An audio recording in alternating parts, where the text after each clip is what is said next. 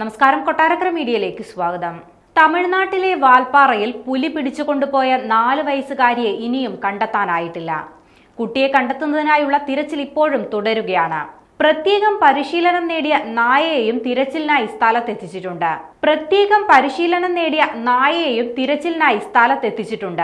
പോലീസും വനം വകുപ്പും നാട്ടുകാരും ചേർന്നാണ് കുട്ടിക്കായി തിരച്ചിൽ നടത്തുന്നത്.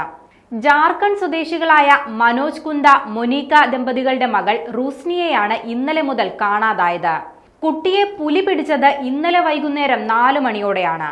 അമ്മ മുറ്റത്തെ പൈപ്പിൽ നിന്നും വെള്ളമെടുക്കുന്നതിനിടെ വീട്ടുമുറ്റത്ത് കളിക്കുകയായിരുന്ന കുട്ടിയെ തേയിലത്തോട്ടത്തിൽ നിന്ന് ചാടി വീണ പുലി പിടിക്കുകയായിരുന്നു. തോട്ടം തൊഴിലാളികൾ ബഹളം വെച്ചെങ്കിലും കുട്ടിയുമായി പുലി കടന്നു കളഞ്ഞു. പിന്നാലെ പ്രദേശവാസികൾ പരിശോധന നടത്തിയെങ്കിലും കുട്ടിയെ കണ്ടെത്താനായില്ല. കഴിഞ്ഞ ഞായറാഴ്ചയാണ് മനോജ് കുന്ദയും കുടുംബവും ജാർഖണ്ഡിൽ നിന്നും വാൽപ്പാറയിൽ എത്തിയത്. വനംവകുപ്പ് ഉദ്യോഗസ്ഥരും നാട്ടുകാരും തിരച്ചിൽ ഊർജിതമാക്കിയിട്ടുണ്ട്. തിരച്ചിലിൽ പെൺകുട്ടിയുടെ വസ്ത്രങ്ങളുടെ ഭാഗം കണ്ടെത്തിയിട്ടുണ്ട്. നിരന്തരമായി പുലിയടക്കമുള്ള വന്യമൃഗങ്ങളുടെ സാന്നിധ്യമുള്ള പ്രദേശമാണ് വാൽപ്പാറ. കഴിഞ്ഞ വർഷം ഒക്ടോബറിൽ വാൽപ്പാറയിൽ പുള്ളിപ്പുലി 6 വയസ്സുകാരിയെ ആക്രമിച്ച് കൊലപ്പെടുത്തിയിരുന്നു. പൊള്ളാച്ചി വാൽപ്പാറ റോഡിലടക്കം പുള്ളിപ്പുലിയുടെ സാന്നിധ്യം നേരത്തെ ശ്രദ്ധയിൽപ്പെടുകയും ചെയ്തിരുന്നു. രാത്രിയിൽ റോഡരികിൽ വിശ്രമിക്കുന്ന പുലിയുടെ ദൃശ്യങ്ങൾ ചില യാത്രക്കാർ പകർത്തുകയും ചെയ്തിട്ടുണ്ട്.